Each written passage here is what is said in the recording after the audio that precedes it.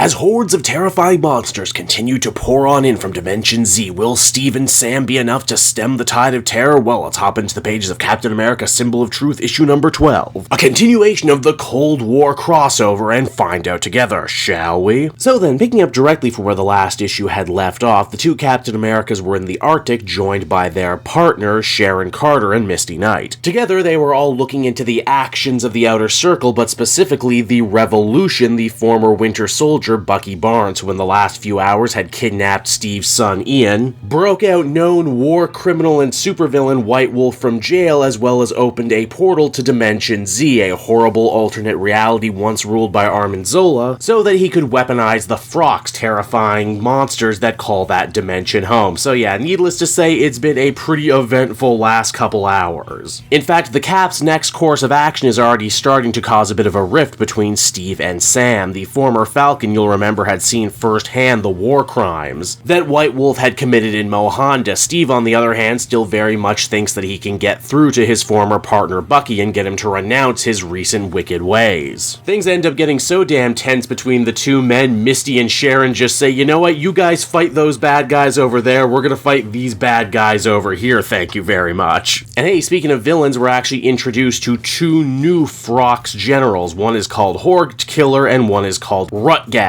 Oh yeah, that's some old-timey comic book naming right there, and I'm absolutely 100% here for it. Now, while Steve and Sam may be at odds with each other over what to do with the turncoat Bucky, in battle the two are incredibly simpatico still. In fact, Sam even goes as far as to say that fighting alongside Captain to Captain actually reminds him very much of what happened back when these two fought Zemo originally, all the way back in the Zero issue. Now, over with Sharon and Misty, they end up making a couple revelations. One, the tithed soldiers that were fighting each other previously before the Dimension Z monsters had gotten there are now all fighting on the same side. Secondly, because she was stationed here before, Sharon knows full well that there used to actually be people in these small northern towns. Now they're all gone. And we end up finding out exactly where they went in short order as Sharon ends up falling through an old mine shaft. Turns out the townspeople had been laying low here ever since things got bad, though we're not exactly sure who warned them yet. I wonder. Sam manages to make some space for the good guys, creating a massive polar vortex to distract the monsters. And hey, you know what? You thought those wings he wore were just for flight and looking good, but no, apparently he can do a lot more with them. The townsfolk also haven't been sitting on their hands this whole time either. Apparently they constructed a bunch of tunnels that our heroes can use to hopefully outflank the Dimension Z monsters. Their goal still being very much unchanged: take out the Revolution, take out the Outer Circle, and hopefully win the day. Now, where exactly is Bucky while all of this is going on? Well, it seems that he's overseeing Ian, who he's locked inside his old room. What starts off as a very paint-by-numbers, we're not so different, you and I. Maybe you can join me on the dark side. Maybe together we can finally bring peace and order to your chaotic home world. Ultimately ends up taking several very interesting narrative twists when the idea of home is broached. You see, as far as Ian is concerned, he took the name Nomad for a few reasons. One, to honor his father, and also because he always felt like a nomad growing up in Dimension Z. It's a place that he always could have returned to if he wanted to, but it wasn't a place he ever considered home. Home is a place that he felt loved and supported. Feelings he always got from his father Steve, and feelings he knows full well that Bucky got from him as well. Now, though, it seems that Bucky has no home, no nation. He threw it all away. And man, you know what? I really gotta give Ian all the credit in the world on this one. Bucky came in thinking he was hot shit, and yet here comes Nomad totally turning the table on him, implying that maybe the former Winter Soldier doesn't feel nearly as strong about his recent course of actions as he's letting on. Bucky leaves in a huff, and it looks like he's about to turn around and say something when a knife in the dark ends up catching him. Yeah, it seems that Natasha Romanoff, the Black Widow, has come to pay Bucky a visit. But whose side is she on? Well, I guess we'll have to find out next time, won't we, everyone? And so that was Captain America Symbol of Truth, issue number 12, everyone, and overall I thought this was a perfectly serviceable issue, one that starts really strong, asking some really tough questions of our heroes, and showing that Steve and Sam aren't on the same page when it comes to dealing with Bucky, and that's almost certainly going to be a problem in the end. It also ends really strong too, with Ian and Bucky verbally sparring with one another, only for Black Widow to come on in and throw a real wrench into the whole proceeding, but the middle part was just, well, kind of okay. Despite all the buildup of the Dimension Z monsters and how formidable they can be, and how this is really going to turn the tide of battle for Bucky against the Outer Circle and his old friends. Honestly, I don't think they're that scary, with the two caps basically dancing all over them like they were absolutely nothing. Again, I'm sure there'll be plenty more twists and turns with Dimension Z. This issue implies that maybe Ian could even be master or king of that realm once again. But overall, I felt this follow-up was a little more thin than the Alpha issue that we got before it. Overall, I feel comfortable giving this one a 7 out of 10. Pretty good, not bad at all. Definitely excited to see where the event and the story goes from here.